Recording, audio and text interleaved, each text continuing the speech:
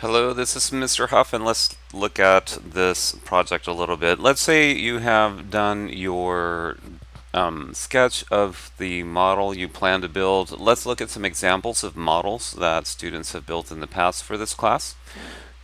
Remember that I'm mostly after the facade.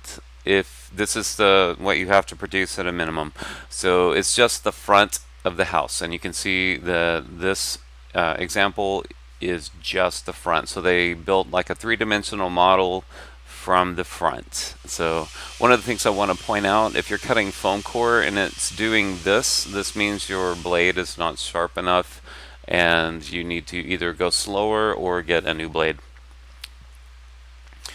This is another example of what the front of the house could look like. Notice it has kind of a 3D look. They've used paper and popsicle sticks and a variety of things here.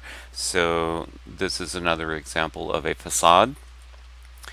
And this is what I would expect a facade to look like. It's kind of starts with from a flat surface and comes forward. Although this is a three-dimensional model. This is the view I'm looking for at a minimum. If you want, you can build a three-dimensional concept model. Here's an example of one of those. Looking at this, I would, and I think this one is not quite ready for presentation.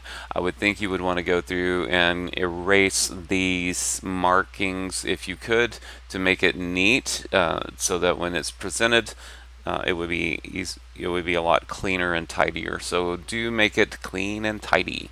Here's another example of a three-dimensional concept model. Notice how it has the labels.